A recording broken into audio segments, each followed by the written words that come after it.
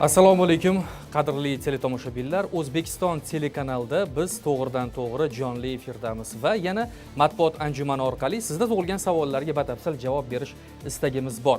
Bugungi matbuot anjumani O'zbekiston Respublikasi Oliy ta'lim, fan va innovatsiyalar vazirligi huzuridagi Bilim va malakalarni baholash agentligi mutasaddilari ishtirokida o'tkazilyapti. Mavzu 2026-2027 o'quv yilida oliy ta'lim muassasalariga qabul bo'yicha yakuniy tanlov natijalari. Demak, bugungi anjumanda 2026-yilda o'tkazilgan oliy ta'lim muassasalarining bakalavriatiga qabul test sinovlari yakuniy tanlov natijalariga doir batafsil ma'lumot beriladi. Haqiqatan ham kuni kecha abituriyentlar va ularning ota-onalari, oila a'zolari, umuman barcha yoshlarimiz uchun muhim kun bo'ldi, chunki ular yaqin 4-5 yillikdagi o'zlarining kelajaklariga daxldor ma'lumotlarga ega bo'ldilar.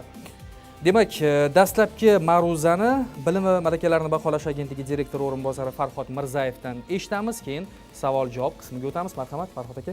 Assalomu alaykum, hurmatli matbuot anjumani qatnashchilari, hurmatli mehmonlar. To'g'ri ta'kidlab o'tdingiz, kuni kecha o'sha abituriyentlarimiz uchun quvonchli sana e'lon qilindi. Demak, 15-avgust kuni demak tanlov natijalari e'lon qilindi. Fursatdan foydalanib, mana shu tanlovda ishtirok etib talabalikka tavsiya etilgan yetim qizlarimizni chin yurakdan tabriklaymiz. Ularni mana shu aytganingizdek 4-5 yil o'qishlariga omadlar tilab qolamiz. Endi xabaringlar o'tgan safar biza test sinovlarini tashkil etish bo'yicha demak hududimizda 64 ta obyekt tanlab olingan edi. U respublika oliygohlariga qabul avval test va tanlov tamoyillariga asosan o'tkazildi. Birinchi bosqichda 2026-yil 5-25 kunlari 677 mingdan oshiq abituriyent onlayn ro'yxatdan olindi. Abituriyentlarning 13 ming nafari xalqaro milliy sertifikatlar asosida, 302 nafari esa imtiyoz asosida test sinovlaridan ozod etildi. 664 mingdan oshiq nafari abituriyentimiz test sinovlarida qatnashishi belgilandi.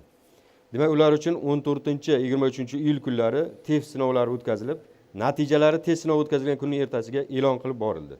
Test sinovlarida qatnashishi belgilangan o'sha 664 mingdan oshiq abituriyentlarning 610 mingdan oshiq, ya'ni 91.8% test sinovlarida ishtirok etdi. 54 mingdan oshiq esa, ya'ni 8.2% esa turli sabablarga ko'ra test sinovlariga qatnashmadi. Demak, test sinovlarida qatnashgan 389 mingdan oshiq nafar, ya'ni 62.4% abituriyentlarimiz 56.7 balldan yuqori ball to'plagan holda tanlovda ishtirok etish huquqiga ega bo'ldi. 234 mingdan oshiq, ya'ni 37.6% abituriyent 56.7 balldan past ball to'plab tanlovda ishtirok etish huquqiga ega bo'lmadi. Ikkinchi bosqichda abituriyentlarga test sinovlarida to'plagan balldan kelib chiqib 25-iyuldan 8-avgustga qadar oliy ta'lim muassasasi, ta'lim yo'nalishi va ta'lim shaklini tanlash imkoniyatlari berildi. Tanlovda ishtirok etish huquqiga bo'lgan 389 mingdan oshiq abituriyentdan 357 mingdan oshiq nafar, ya'ni 91.9% oliy ta'lim muassasasi va bakalavriat ta'lim yo'nalishlarini tanladi. Abituriyentlarning 265 ming oshiq nafari, ya'ni 74.1% joriy yil bitiruvchilar bo'lsa, 92 mingdan oshiq, ya'ni 25.9% oldingi yillar bitiruvchilari hisoblanadi. Eng ko'p tanlangan oliy ta'lim muassasalari sifatida Toshkent davlat iqtisodiyot universiteti bu 23 mingdan oshiq nafar, O'zbekiston davlat jahon tillari universiteti 12 mingdan oshiq, O'zbekiston milliy universiteti 12 ming nafar abituriyentlar tanlash imkoniyatiga ega bo'ldi.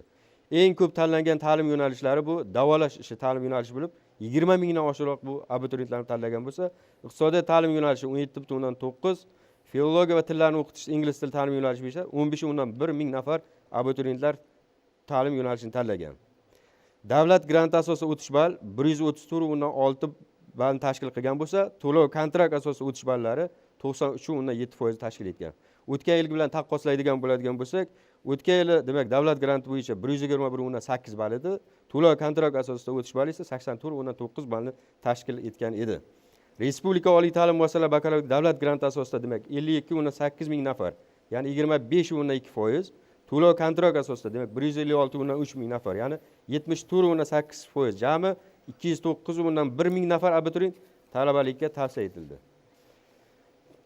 Imtiyozlar bo'yicha tasdiqlangan holda qabul ko'rsatkichlari doirasida demak 20.5 ming nafar, davlat grantiga 17.7 ming nafar, to'lov kontraktga esa 2.8 ming abituriyent talabalikka tavsiya etildi. Qisqacha shulardan bor statistik ma'lumot. Rahmat, hurmatli mutasaddilar, qarshingizda Reguz Anjuman bot manzili orqali akkreditatsiyadan o'tgan jurnalistlar va hamkasblarimiz o'tirishibdi. Bundan tashqari bizni ham quvontirgan bir holat bo'ldi. Haqiqatdan ham ayniqsa yoshlar faollik ko'rsatishdi. Biz bilasiz, Telegram bot tashkil qilganmiz. Aynan matbuot anjumanlarida yurtdoshlarimizdan savollar, murojaatlar kelib tushishi uchun O'zbekiston murojaat bot tashkil qilingan va mana shu murojaat botga yaqin 2 kun davomida 350 dan ortiq murojaatlar kelib tushgan. Aksariyati yoshlardan, tabiiyki ularni qiziqtirgan savollar umumiyroq, juda ham ko'p bo'ladi. Shu boisdan ularga qaysidir ma'noda qisqa javob bersak ham bo'ladi. Bundan tashqari albatta jurnalistlardan ham iltimos qilamiz. Savollar bo'lsa, marhamat minbarga chiqib o'zingizni tanishtirib savolni berishingiz mumkin. Dastlabki savol G'ulomova Farangiz ismli yurtdoshimizdan kelgan ekan. Bot manzili orqali o'qishga kira olmaganlar uchun 6-yo'nalish beriladimi? Bu yil ham o'tgan yili berilgandi. Shu bo'yicha umumiy ma'lumot beraylik. Imkoniyatlar masalasida. Marhamat. Vazirlar Mahkamasining demak 578-sonli qarori asosida demak imkoniyat beriladi. Bu tanlov e'lon qilingandan keyin bir hafta ichida hozir bu bo'sh qolgan vakant o'rinlar hozir hisob-kitob qilinyapti. Demak bir hafta bo'ladigan bo'lsa, demak 21-22 avgustdan bu e'lon beramiz, demak 6-yo'nalish bo'ladi. Tushunarli. Yana bir imkoniyatga doir savol, bu endi tabaqalashtirilgan kontrakt, ya'ni xalq tilida super kontrakt nomi bilan ataladigan yo'nalish. Demak, ismim Asilbek, familiyam Mamanazarov. Super kontrakt va uning narxlari haqida savol bermoqchi edim. Kontrakt uchun arizalar qabuli qachondan va uning narxlari, qiymatlari ma'lummi deb savol bergan ekanlar. Marhamat. Assalomu alaykum. Bevosita tabaqalashtirilgan kontrakt masalalari Oliy ta'lim fan va innovatsiyalar vazirligi hamda oliy ta'lim tashkilotlari tomonidan muvofiqlashtiriladi. Mana ijtimoiy tarmoqlarni yoki internet sahifalarini ko'radigan bo'lsak, Termiz davlat universiteti tabaqalashtirilgan kontrakt miqdorlarini e'lon qildi. Xuddi shunday barcha oliy ta'lim tashkilotlari o'zlari uchun tegishli tartibda tabaqalashtirilgan kontrakt miqdorlarini e'lon qilishadi. Arizalar oldingi yillarda umumlashtirilgan holda kontrakt.edu.uz sayti orqali, demak bu Oliy ta'lim fan va innovatsiyalar vazirligining rasmiy veb-sayti bitta platformada qabul qilingan. Joriy yilda ham xuddi shunday tartibda amalga oshirilsa kerak. Biz umumiy tartibda nima deya olamiz? Abituriyentlarimiz agar tabaqalashgan kontrakt yoki oshirilgan kontrakt asosida o'qish istagini bildiradigan bo'lsa, bevosita oliy ta'lim tashkilotini o'ziga murojaat qilib, ulardan miqdori, holati, o'sha oliy ta'lim tashkiloti o'zi tabaqalashtirilgan kontrakt yoki oshirilgan kontrakt bo'yicha abituriyentlarni qabul qilmoqchimi, uni imkoniyati bormi? Bu yerda moddiy texnik baza, o'qituvchilar, juda ko'plab narsalar inobatga olinadi va erkinlik oliy ta'lim tashkilotiga berilgan. Ular o'zining imkoniyatidan kelib chiqib qabul qilinadi.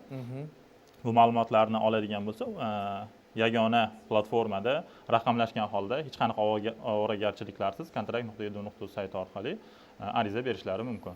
Demak, oliy ta'lim tashkilotining o'zi belgilaydi qanday qiymatda bo'lishini va bu bir-biridan farq qilishi tabiiy, to'g'rimi? Albatta. Tushunarli. Chet tili darajasini aniqlash bo'yicha 24-avgust kuni o'tkaziladigan testda ariza topshirishga ulgurmay qoldik. Iltimos, yana ariza topshirish uchun bir kun qo'shib bera olasizlarmi? Baribir o'sha imkoniyat, ulgurmay qolgan vaziyatlar har yili bo'ladi bunday holat. Bunga umumiy yechim qilish menimcha kerak baribir.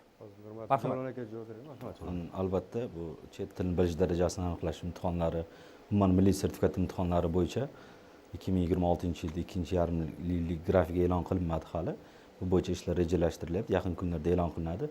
Talabgorimiz belgilangan muddat bor, chunki bu ro'yxatdan o'tish to'liq my.gov.uz sayti orqali amalga oshiriladi. Bunda o'sha belgilangan sanalar bor. Belgilangan sanalarda ro'yxatdan o'tishlari mumkin bo'lgan, lekin imtihon sanasiga oz muddat qolganda xabaringiz bor.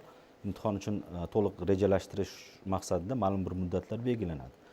Ya'ni o'sha test topshiriqlarini chop etish, uni hududlarga yetkazish, u bilan to'liq tashkiliy masalalarga bog'liq bo'lgani uchun talabgorimizdan yoki o'sha istovchi talabgorlarimizdan keyingi navbatdagi chet tili imtihonlarida o'tishini so'rab qolardik, chunki bu imtihonlar deyarli har oy tashkil etiladi. Sentyabr oyida ham, oktyabr oyida ham, noyabr oylarida ham. Agar avgust oyiga ulgurmay qolgan bo'lsalar, umid qilamizki, keyingi oylarda belgilangan vaqtda ro'yxatdan o'tadilar. Rahmat, biz ham umid qilamiz, biz ham ularga omad yor bo'lishini tilaymiz. Yana bir karra eslatib o'taman, hurmatli jurnalistlar, hamkasblar, marhamat, minbar sizni kutyapti. Mutasaddilarga bevosita imtihonlar va test natijalari bo'yicha savollar bo'lsa, murojaatlar bo'lsa berishingiz mumkin. Marhamat. Botir aka, tayyorlanib turguningizcha bitta savol o'qib turaman. Demak, assalomu alaykum. Milliy sertifikat tizimida o'zgarish bo'ladimi? Deb so'rabdilar Temurbek Pardayev ismli yurtdoshimiz. Umuman o'zgarish bo'ladimi milliy sertifikat tizimida? Rahmat kattakon savolga.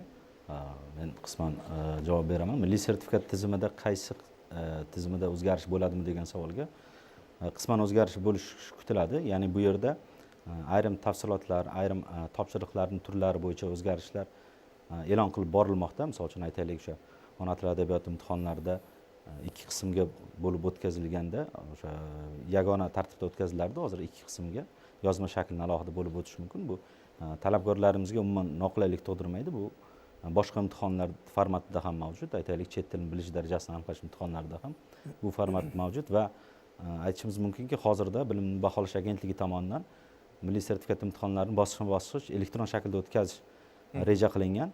Dastlabki qadamlarni shu ikkinchi yarim yillikning grafigi e'lon qilinganda qo'shimcha e'lon beriladi. Ya'ni bu yerda talabgorlar hozir sonlari kam bo'lgan imtihonlarni to'liq elektron shaklda bosqichma-bosqich o'tkazish rejalashtirib olinmoqda. Bu juda yaxshi yangilik bo'ladi menimcha. Marhamat, Botir aka. Avvalambor assalomu alaykum. Botir Do'lanov siyosiy fanlar bo'yicha falsafa doktori. Bugun sizlar bilan ko'rishib turganimizdan bog'ayatda xursandmiz. Agar savollarim oldida ma'lum bir ikkita fikrlarim bor. Marhamat. Agar bugun bilasizmi, ertalab bir yaxshi xabar o'qib qoldim. Qorako'l ta'lim maktabida bu yil 222 nafar bitiruvchi bitiribdi-da. 100% deyapti, o'qishga kirdi deyapti. Ularning 60 nafari 189 ball oldi degan ma'lumot biz berdik efirga ham. Xursand bo'lib ketasiz, albatta bunaqa yurtimizda bo'layotgan o'zgarishlarga ko'ra biz bilamiz, dunyoda shunaqa bir fikrlar borki, tinchlik bo'yicha Nobel mukofoti sovrindori Nelson Mandelani ta'lim bu dunyoni o'zgartirish uchun foydalanishingiz mumkin bo'lgan eng kuchli quroldir deydi. Uni yana chiroyli fikrlari bor ta'lim bo'yicha. Bilamiz, Janubiy Afrikada qilgan islohotlarini qolaversa, Singapurda o'zgartirgan o'sha birinchi bosh vazir Lee Kuan Yew aytadiki, men deydi, mo'jiza yaratmadim deydi. Mo'jizani hammasini murabbiylar, ustozlar yaratdi deydi. Demak, va bugun shaxsan muhtaram prezidentimiz ham 3-Renessans poydevorini qurish uchun g'oyalarni ilgari suryapti. Qarang, qanaqa zo'r g'oyalar, qanaqa zo'r imkoniyatlar yaratildi. Men bugun biz orzu qilardik, bilasizmi? Biz kirgan payti imtihonlar qanaqa edi, testlardan o'tish, bitta o'ringa talashardik-da. 15-20 necha kishi, 100 kishilar bitta o'ringa. Hozir imkoniyatlar kengaydi. Shundan kelib chiqqan holda bevosita savollarim bor. Agar mumkin bo'lsa, Bilimni baholash agentligi mutaxassislariga, rahbarlariga, shaxsan Farhod aka sizga birinchi savolim, 100% shaffoflikka erishildimi? Ikkinchi savolim, bu yil bitiruvchilarda necha foizi talaba bo'ldi? Aynan bitiruvchilarda. Masalan, qamrov qanchani tashkil qilyapti? Uchinchi savolim, 189 ball olgan o'sha abituriyentlarning hammasi davlat grantiga ega bo'ladimi? Va to'rtinchi savolim, sizlar bevosita o'sha xususiy universitetlarga ham qatnashasizlarmi ular qabul jarayoniga? Agar qatnashsalaring, masalan, aytaylik, fevral oyida ham ular qabul davom etyapti degan bir e'lonlar eshitib qolamizda. Qanchalik to'g'ri? 3-semestrda ham abituriyentlarni qabul qilish, u ikkita semestr o'qimagan abituriyent qanaqa talabalikka ega bo'ladi? Undan keyin biz bilamiz, Xitoy davlati bugun mana Xitoy o'zini ko'rsatyapti. Ham iqtisodiy ko'p tomondan Xitoy davlati 100 yillik strategiya bilan yuradi. Har bir qadamlari 100 yillik. U ta'limdami, u iqtisodiyotdami, u boshqa yo'nalishdami? Biz bilamiz, dunyoda hamma muammolar bitta yechimi bor. U oilada, u jamiyatda, u davlatda, bu ta'lim. Biz Germaniya, Yaponiya misolida ko'rganmiz. Shaxsan men o'zim o'sha Germaniyada ham bo'ldim, Miraziz, Yaponiyada ham bo'ldim. O'rdak jarayonlar bilan tanishdim va bizda qanaqa strategiya bor? Mana shu ta'limni rivojlantirish, keyinchalik abituriyentlarni qabul qilish. Bu yil masalan aytaylik 100% bitiruvchidan Farhod aka necha foiz talaba bo'ldi? 25% bo'ldimi? 25 statistika bo'ldi. Ko'proq. Ko'proq 25% dan ko'proq. Mayli 30% deylik, qolgan 70% bitiruvchi nima ish qiladi? Nima bilan shug'ullanadi? Ular kelajagi nima bo'ladi ularda? Shu haqdagi ma'lumot bersangiz juda xursand bo'lardim. Rahmat. Rahmat. Kompleks savol bo'ldi. Savollar har birimizga bittadan savol beribsiz. Demak, birinchisi shaffof o'tkaziladi. albatta. Albatta, bu shaffoflikni ta'minlash, adolatni ta'minlash eng bizada qo'yilgan asosiy vazifamiz edi. Xabaringiz bor, mana o'tgan safar matbuot anjumanlarimda aytib o'tdik biza. Biz bitta narsadan xursand bo'lamiz. Bilim malakalarini baholash agentligi har bitta hududni o'zini binosiga ega bo'ldi. Har bitta binoda o'sha shaffoflikni ta'minlash bo'yicha, demak, o'sha obyektni qamrab o'sha hamma narsa qo'yildi. Mana face kontrolni o'tkazish maqsadida ham biz 2 martalab shu narsani yo'lga qo'ydik. Uchinchidan bizda o'sha nazoratchilarimizda o'sha talabdan kelib chiqib o'qitilib, oldindan o'qitilib, bu yanvar oyidan boshlanib, shu shaffoflikni ta'minlashga eng katta e'tibor qaratildi bu narsaga. Chunki bu shaffoflikni ta'minlagan-ta'minlaganmasligini qayerdan bilamiz? Bizga o'sha imtihonga kirib chiqqan abituriyentlarimiz baho beradi. Mana yaqin kunlarda biz shunaqa so'rovnoma qo'yamiz. O'sha so'rovnomada bitta aynan siz bergan o'sha shaffoflik ta'minlandimi degan savol qo'yiladi. Chunki har yili bu narsani o'tkazamiz. O'tkazgan jarayonda biz chunki bu xalqni berayotgan bahosi u to'g'ri baho. U to'g'ri baho. U to'g'ri baho. Shu qo'yilgan kamchiliklar bo'lsa ularda eshitamiz. Lekin men o'ylaymanki, o'tgan yillarga nisbatan, 10 yilga nisbatan bu yil juda shaffoflik juda ham yaxshi ta'minlandi. Va buni qo'yilgan maqsadga erishildi. Va o'ylaymanki, bundan keyin ham bo'ladigan imtihonlarimizga bu shaffoflikni ta'minlash bo'yicha yana boshqa konstruktiv, mana hozir Xitoyda boshqa davlatlar misol keltirdi. Shular tajribasini o'rganish hozir yo'lga qo'yilgan. Yana bitta narsa ham aytib o'tishim kerak. Endi bu mana hozir yaqinda elektron o'tkazish testlarni o'tkazishni hozir yo'lga qo'yganmiz. Mana yuqorida aytdik, biz 50 dan oshiq test sinovlarini o'tkazadigan bo'lsa, shuni hozir deyarli bir 30% dan oshiqroqni elektron formatda o'tkazdik. Niyatimiz borki, barcha shu shaffoflikni ta'minlash, inson omilining aralashmasligini oldini olish maqsadida elektron formatga o'tish niyat qilib qo'yganmiz, maqsad qilib qo'yganmiz. Xudo xolasa bu narsa o'tkazamiz. Rahmat. Bu shaffoflik yo'nalishi bo'yicha. Endi keyingi savollarga marhamat. Bitiruvchilar bo'yicha. Xo'p, bitiruvchilarning kirishi bo'yicha hozir qo'limizda aniq foiz yo'q, chunki bu narsa maktabgacha maktab ta'limi vazirligi tomonidan umumlashtirilgan holda keyinroq hisob-kitob qilib e'lon qilinadi. Chunki hozir O'zbekistonda oliy ta'lim tashkilotlariga kirish faqat davlat oliy ta'lim tashkilotlari bilan amalga oshirilmayapti. Nodavlat oliy ta'lim tashkilotlari, xorijiy oliy ta'lim tashkilotlarining filiallari ham O'zbekistonda juda ko'p. Hozir xorijiy oliy ta'lim tashkilotlarining filiallari va nodavlat oliy ta'lim tashkilotlarining o'zi O'zbekistonda 100 dan ortiq tashkil qiladi. Bir yilda qabuli ularniki ham ancha katta sonni tashkil qiladi. O'tgan yillarda ko'radigan bo'lsak, qamrov, oliy ta'lim bilan qamrov 50% ga yaqinlashgan. Bu degani bitiruvchilarni salkam 50% oliy ta'lim bilan qamrab olinyapti degani. Demak, joriy yilgi qabulda ham demak, davlat oliy ta'lim tashkilotlari uchun hozir umumiy yakuniy tanlov natijalari e'lon qilingan bo'lsa, bundan keyin hali abituriyentlarimizda imkoniyat bor, oshirilgan kontrakt bor, tabaqalashtirilgan kontrakt bor, vakant qolgan o'rinlar uchun tanlov bor. Qoraqalpog'istonlik yoshlar uchun alohida kvotalar mavjud. Undan tashqari nodavlat oliy ta'lim tashkilotlari, xorijiy oliy ta'lim tashkilotlarining filiallari uchun qabullar hali yakunlanmagan. Hammasi yakunlangandan so'ng vazirlik bularni umumlashtirib e'lon qiladi. Qamrov masalasida hozir juda yaxshi holatga kelganmiz. Bundan agar 5-6 yil ortga nazar tashlaydigan bo'lsak, mana shu qamrov 9% bo'lgan. Bu bot-bot ta'kidlanadi. Har yili qabulga oid matbuot anjumanlarida, brifinglarda eslanadi. Haqiqatan juda og'ir bo'lgan. Faqatgina davlat oliy ta'lim tashkilotlari bo'lgan, xususiy oliy ta'lim haqida deyarli gapirilmagan, mavjud ham bo'lmagan. Va hamma 1-avgustni kutgan. Shunday, xuddi shunday. Bir yilda 50 ming, 55 ming atrofida kvota ajratilgan. Hozir mana ajratilgan kvota davlat oliy ta'lim tashkilotlariga umumiy kvotaning o'zi 200 mingdan ortiq. 215 ming edi, adashmasam bu yilga belgilangan. Undan tashqari imtiyozli kvotalar bor. Oshirilgan kontrakt, super kontraktlar bilan bularning soni juda ham ko'p bo'ladi. Ya'ni qamrov bilan bog'liq, bitiruvchilarning o'qishga kirishi bilan bog'liq muammo mavjud emas. Va bu yerda yana bitta narsaga e'tibor qaratishni istardim. 2020-yilda abituriyentlar soni, imtihon test sinovida ishtirok etadigan abituriyentlar soni 1.350 mingni tashkil qilgan.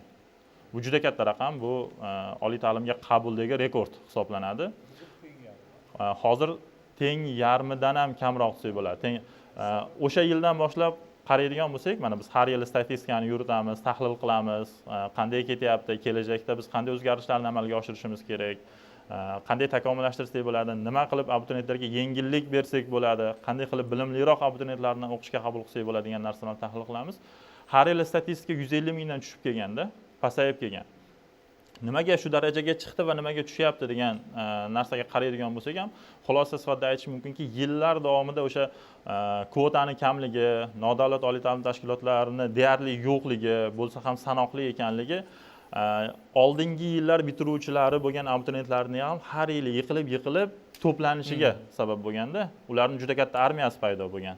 Oxirgi yillardagi kvotani oshirilishi, imtihonlarning shaffof holga kelishi bilan jumladan nodavlat oliy ta'lim tashkilotlarini ham hissasi bilan abituriyentlar soni kamayib mana bu yil 677 ming deb aytilayotgan bo'lsa, bitiruvchilar o'zi 600 ming atrofida. Bu demografik o'zgarishga ham bog'liq. Xulosa qilish mumkinki, oldingi yil bitiruvchilari deyarli qolmayapti. Har yil o'zi o'qishga kirib ketyapti. Bo'lishi mumkin. Bular tanlov juda yuqori bo'lgan yuridik soha bor, tibbiyot sohalari bor. Ayrim juda ham tanlov yuqori bo'lgan yo'nalishlarda ular keyingi yil qayta imtihonga kiraman degan fikrlar bo'lishi mumkin. Lekin umumiy holatda o'qiyman degan bitiruvchilarning deyarli aksariyati o'qishga kiryapti. Va bitta narsani hisobga olish kerak. Ko'pchilikda fikr bo'ladiki, maktab bitiruvchilarining hammasi oliy ta'limga kirishi kerak, maktab oliy ta'lim tashkilotiga o'quvchilarni tayyorlash kerak, o'qishga kiritish kerak degan fikr bo'ladi. Lekin unday emas. Maktabning asosiy missiyasi oliy ta'limga tayyorlash emas, hayotga tayyorlash. Bu qonunchilik hujjatlarida ham, ularning bosh maqsadida ham ko'rsatilgan. Shuning uchun bitiruvchilarning o'qishga kirishida men o'ylayman, juda ham ijobiy holatdamiz. Imtihonlarning shaffoflik holatida ham biz juda ham ijobiy holatdamiz. Rahmat. Keyingi savol Botir aka, bu anaqa nodavlatlar bo'yicha imtihonlar o'tkazish masalasi edi. Ruxsat bersangiz, Bobur. Shu. Nodavlat ta'lim muassasalari uchun o'qishga qabul qilish bo'yicha agentlik ulardan imtihon olmaydi. Ular nodavlat ta'lim muassasalari o'zlarining ta'lim muassasalariga o'zlari qabul qilish tartibini amalga oshirishadi. Faqat joriy yildan agentlik tomonidan o'sha nodavlat oliy ta'lim muassasalariga o'qishni ko'chirish bo'yicha imtihonlarda agentlik ishtirok etadi. Davlat va nodavlat ta'lim muassasalariga o'qishni ko'chirish bo'yicha topshirilgan arizalarga muvofiq agentlik tomonidan imtihonlar o'tkaziladi. Qo'shimcha qilishni istardik. Agentlikda rasmiy veb-saytida agentlikning ko'plab xizmatlari agentlikda my.uzbmi.uz degan virtual markaz tizimi mavjud. Shu yerda birlashtirilgan. Mana shu platformada ayrim nodavlat oliy ta'lim tashkilotlariga qabul amalga oshirilyapti. Fuqarolarimiz, keng jamoatchilik buni ko'rganda, demak barcha nodavlat oliy ta'lim tashkilotlariga qabul agentlik orqali amalga oshirilar ekan degan fikrga ham kelishi mumkin. Mana hozir Bobur aka bu narsani tushuntirib ketdi, agentlikda emas.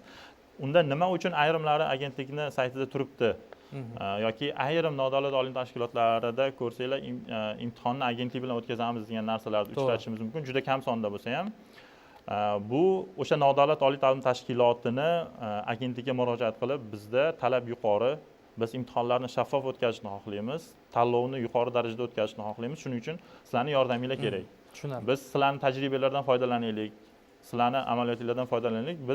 Sizlar bizga qabulda yordam beringlar. Abituriyentlarni qabul qilishda, imtihon qilishda, tanlab olishda sizlar bilan hamkorlikda ishlaylik deb ular murojaat qiladi va biz shartnoma asosida ular bilan ishlagan joylarimiz bor. Lekin bu majburiy degani emas, ixtiyoriy. Qachonki ular murojaat qilsagina biz ularni qabulda ishtirok etishimiz mumkin. Farhodbekka mutlaqo sifatida fikringizni bilmoqchiman-da. Shu fevral oyida, qarang, 2026 27 fevralda qabul davom etyapti deyish qanchalik to'g'ri? Mutlaqo sifatida. Endi to'g'risi bu hozir zamon shunaqa talab qo'yilyaptiki, endi hamma kurashadi-da, endi bu raqobat bo'lish kerak. Lekin men bitta fikringizga qo'shilaman, bu qabul jarayonlari xohlagan paytda xohlagancha ochib qo'yish kerak emas. Chunki uning o'zini muddatlari belgilanishi kerak. Masalan, o'sha 2 marta bo'ladimi, balki 1 marta bo'ladimi? Bu qanchalik bu narsaga qancha nodavlat ta'lim muassasasi ko'proq qabul ochsa, demak unda demak qanaqadir kamchiligi bor. Nima uchun? Chunki unda kelmayapti. Talaba kelmayapti. Qanaqadir o'qishda qanaqadir bir nima deydi, o'zini ko'zga ko'rinadigan narsasi yo'qki, bu qayta demak e'lon qilishga majbur bo'lyapti. Aytadiki, yaxshi nimani reklama qilishga hojati yo'q. Tushunarli. Rahmat. Vaqt oz qolyapti. Savol javoblarga yana qaytamiz. Marhamat. Assalomu alaykum, Gulshoda Olimjonova, Yoshlar telekanali Yangi davr informatsion dasturi muxbiri bo'laman. Savolim shundan iboratki, test natijalaridan norozi bo'lgan abituriyentlarning apellyatsiya jarayoni qay tartibda tashkil etiladi va qachondan boshlanadi? Rahmat. Marhamat, Jon.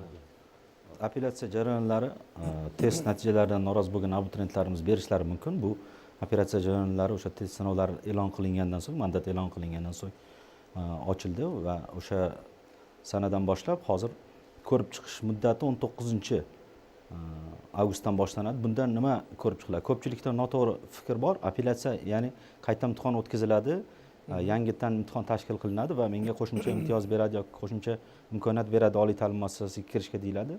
Bu noto'g'ri fikr. Apellyatsiya jarayoni shunday jarayonki, har xil texnik holatlar yoki bo'lmasa kutilmagan vaziyatlarda abituriyentlarimizning test javoblarini bo'yashda yoki boshqa holatlarda texnik holatlar bo'lishi mumkin yoki bo'lmasa test savollarining topshiriqlari mazmunida e'tiroz bo'lishi mumkin. Misol uchun aytaylik, abituriyentimiz o'sha savolga to'g'ri javob bergan va to'liq ishonchi komil, lekin u saytda ko'rganida o'sha savolga noto'g'ri javob belgilangan ko'rinadi. Mana shunday holatlarda abituriyentlarimiz hozir to'liq my.uz kabinetidagi apellyatsiya shikoyatini berish mumkin. Faqat istardikki o'sha abituriyentlarimiz o'z fikrlarini to'liq bayon qilishlari kerak, chunki bu yerda aniq tafsilot ko'rinmasa, aniq nimaga e'tirozi ko'rinmasa, apellyatsiya shikoyatini ko'rgani kelganda ular qanaqadir yo'nalishini to'g'ri belgilay olmay qoladi. Aytaylik, men balimdan noroziman deyish bu apellyatsiya shikoyati emas, aslida o'sha tashkiliy masala bilan bog'liq narsa.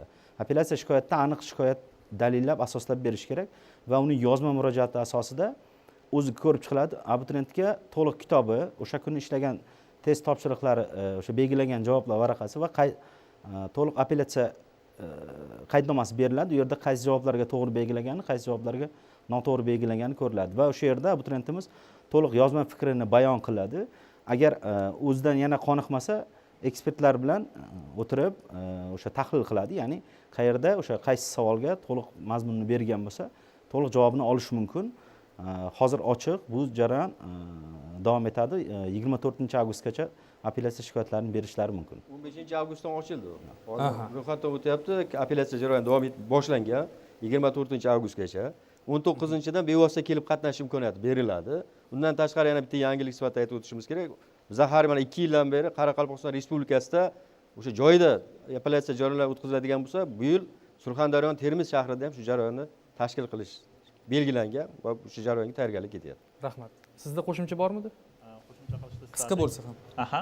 Mana apellyatsiya arizalarini berishga 10 kun muddat berilgan. Ular ro'yxat ariza berishi bilan ularga qaysi kuni qaysi vaqtda apellyatsiyada ishtirok etishi to'g'risida xabarnoma chiqarilyapti.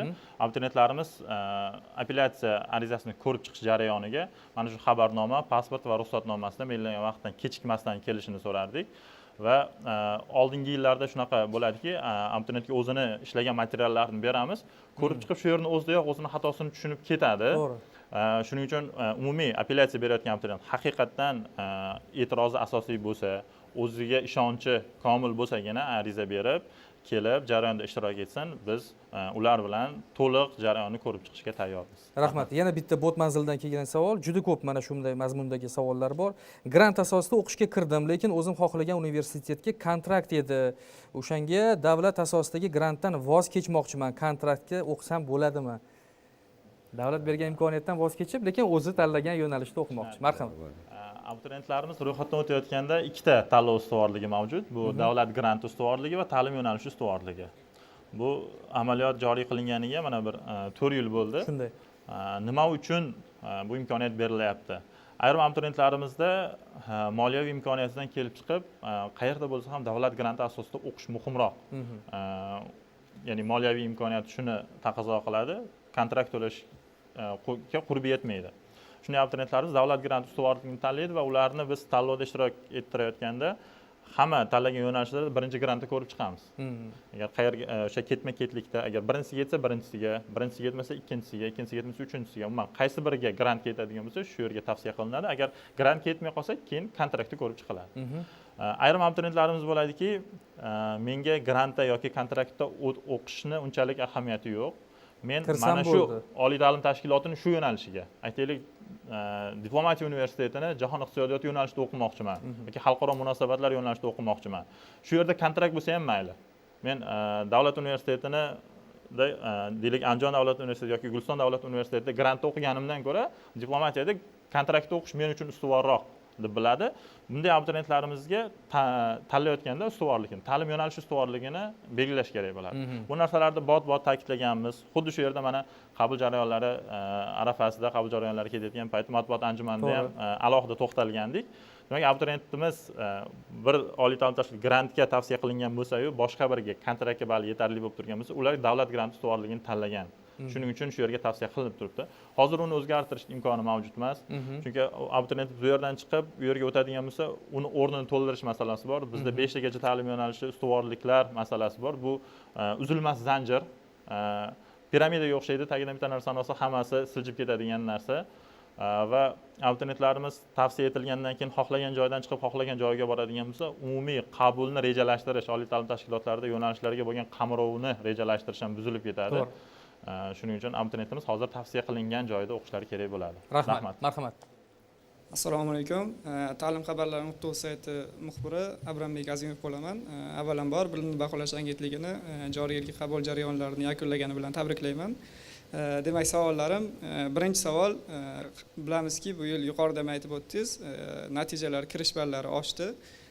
Demak, savolim, kirish ballarining ko'tarilishi bu oldindan rejalashtirilganmidi? Ya'ni tizimni aniq rejalashtirilgan maqsadli rejasimidi bu yoki tasodifan ballar oshib ketdimi? Keyingi yillarda ham ballar oshib boradimi?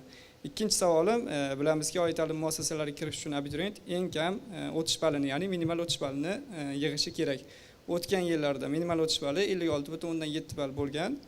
Demak, joriy yilgi qabul jarayonlari yakunlanib, mandat natijasi ham e'lon qilindi. Yaqinda 6-imkoniyat bo'ladi. 6-imkoniyat uchun ham abituriyent eng kam o'tish ballini yig'ishi kerak. Lekin joriy yilda agentlik tomonidan minimal o'tish balli haqida hech qanaqa xabar berilmadi.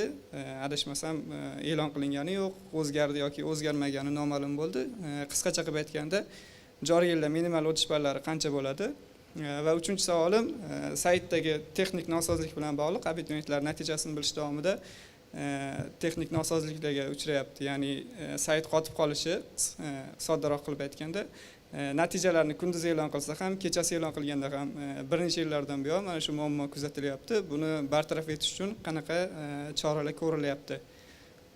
Javob uchun oldin rahmat. Rahmat. Javoblarni imkon qadar qisqalashtiramiz. Rahmat. 3-savolingizdan boshlasak, men shaxsan o'shani jarayonni ochib berish jarayonida qatnashdim. Haqiqatan u siz aytganchalik o'tgan yil oldingi yilga nisbatan haliga bosimchalik kuchli bo'lmadi. Eng yuqori nimamizni gech hisoblaydiganimiz 70 ga chiqdi. U paytda u unda ham to'xtab qolib yoki qanaqadir osilib qoldi degan narsa bo'lmadi. Kutish. Bolalarga chiqib sal 1-2 sekund kutildi. Unaqa narsa yo'q.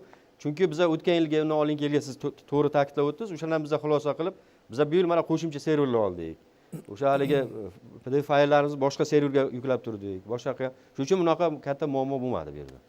O'ylaymanki, bu doimiy ravishda bilim bilan bog'liq agentlik tomonidan hisobga olinyapti va choralar ko'rib borilyapti. Ikkinchi savol bo'yicha marhamat. Yuqorida aytib o'tganingiz, savolingiz, birinchi savolingiz bo'yicha ballar yuqori rejalashtiriladimi yoki yuqorilab ketdi ayrim yo'nalishlar.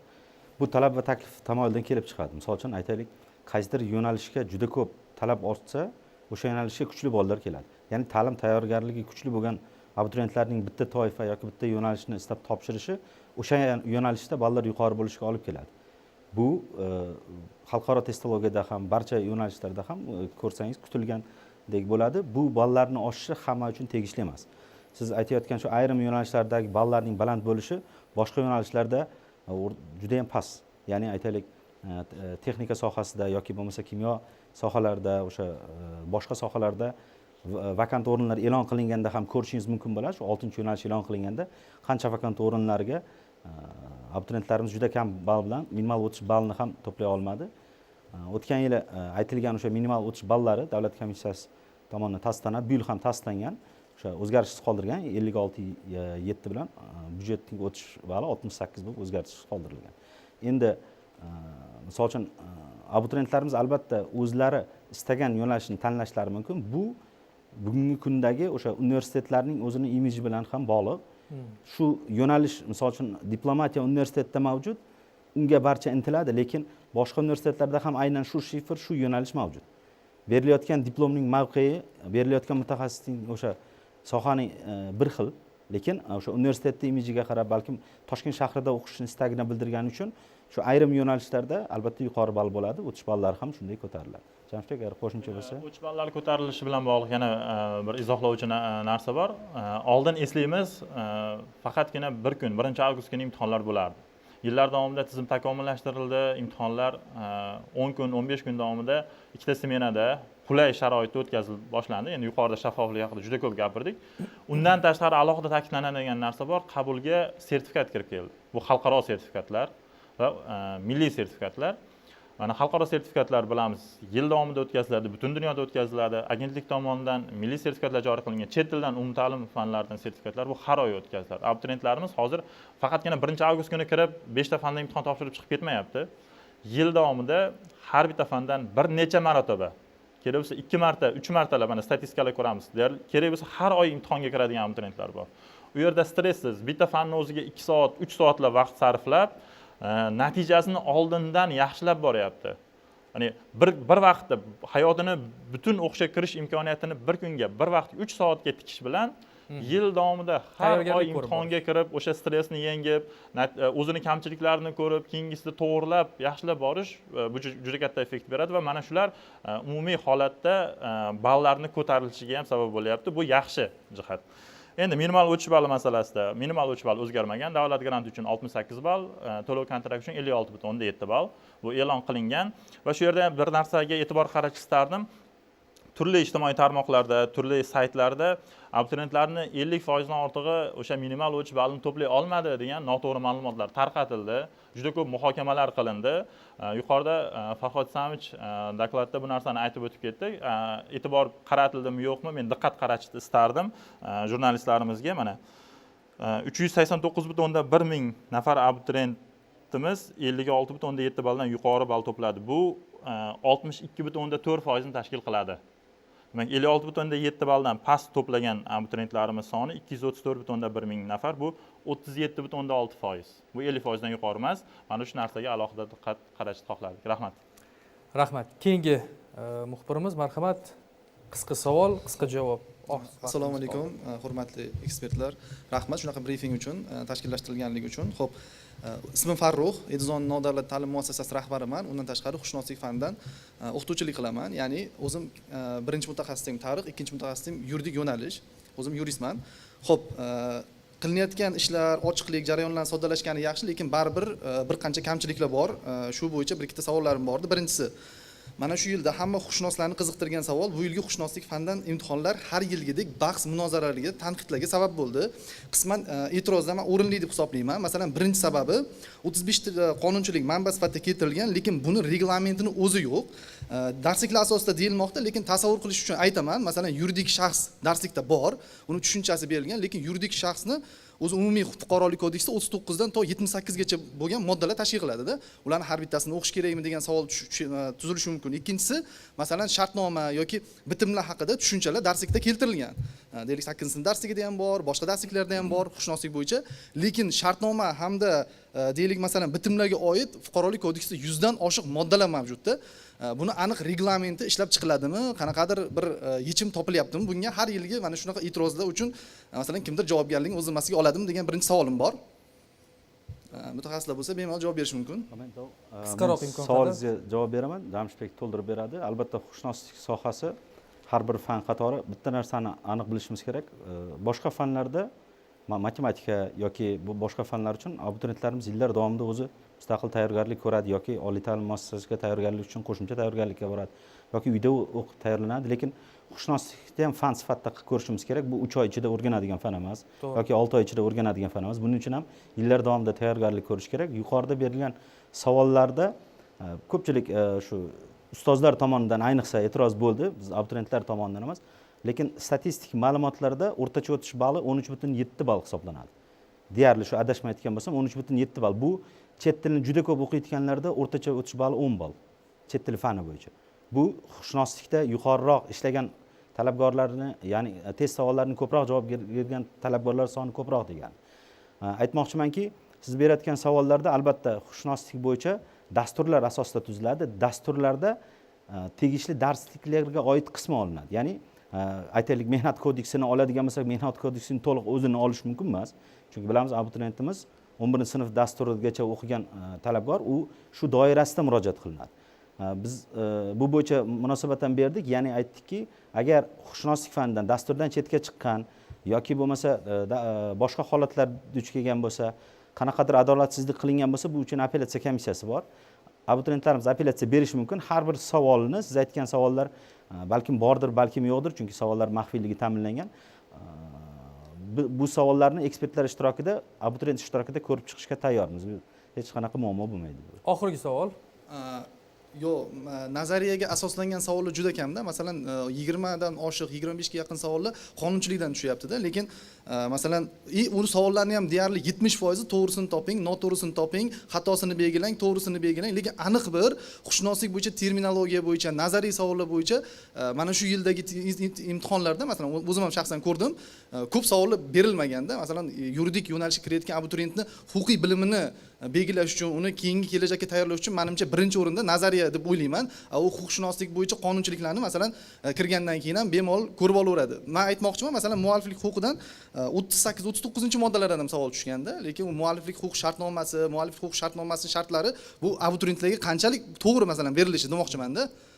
Men shu savolimga javob topmoqchiman. Marjon, uzr, siz o'zingiz kirdingizmi yo'qmi test jarayoniga? Test jarayonlariga yo'q, kirdim. Mana endi siz aytayotgan narsa bu butun anaqa ommaviy axborot vositalar aylandi-da. Mana testga kirib chiqqan insonlardan yoki o'sha abituriyentlardan so'rang, shunaqa nazariy siz aytayotganingiz shuncha foizmikan? Birinchidan uni necha foiz, qaysi yo'nalishda necha foiz belgilanishi bor bu. Bu fanlarda belgilab qo'yilgan, qaysi nimadan tushadi, necha foiz tushishi.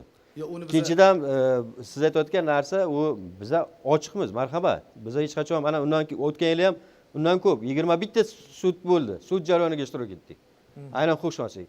Uni biz asoslab berdik. Men taklif bermoqchiman, aniq bir reglament qo'yish kerak. Bo'ladi. Mana sizni hozir aytgan gapingizga kelyapman. Chunki mana kuni kecha aynan mana huquqshunoslik bo'yicha milliy sertifikat qilyapmiz, to'g'rimi? Mana biz hamma o'sha huquq fanidan o'shaligi o'quv markazi bormi yoki boshqa kishilar bormi, mutaxassislar, professor, hammasini biz yaqinda yedik. Qaysi chesloda edi, sanada edi. Uni biz o'zimizga chaqirdik. Mayli, taklifinglar beringlar. Qanaqa fikr? Mana ular bilan hozir o'tirib ishlab, o'shani hozir siz aytayotgan o'sha kamchilik qo'ymaslik maqsadida bu siz to'g'ri aytyapsiz. Bitta bolani bu taqdiri bu. Masalan, bitta savol ham bu taqdirini hal qilish mumkin. Shuning uchun biz mana ochiqmiz. Mana hozir ta'kidlab o'tildi, Jalol aka, biz apellyatsiya jarayoni bu. Apellyatsiya jarayoniga kirsin bolalar, o'sha norozi bo'lgan kirsin. Mutaxassislar bilan gaplashadi. Mutaxassislardan ham qoniqmaydigan bo'lsa, tegishli tashkilotlarga murojaat qilib, uni bevosita yechimini qilish mumkin. Rahmat sizga. Hozir Farhodjon aka, ming bor uzr so'rayman, chunki reglament vaqtimiz yakunlanib qoldi, lekin matbuot anjumanimizdagi savol-javoblar qismini albatta davom ettiramiz. Hurmatli teletomoshabinlar, O'zbekiston telekanalida bugungi matbuot anjumanimiz O'zbekiston Respublikasi Oliy ta'lim, fan va innovatsiyalar vazirligi huzuridagi Bilim va malakalarni baholash agentligi mutasaddilari ishtirokida o'tkazildi. Imtihon natijalaridan ijobiy qoniqqan va natijasi juda yaxshi chiqqan yoshlarni tabriklaymiz. Natijasi aksincha chiqqanlarni esa omad ularni hech qachon tark etmasligini tilab qolamiz. Chunki harakatdan to'xtamagan, bilim olishdan hech qachon aslo charchamaydigan yoshlarimiz albatta o'z maqsadlariga erishadilar. Ishtirok etgan barcha hamkasblarimiz va mutasaddilarga rahmat aytamiz. O'zbekiston telekanalini kuzatib boring.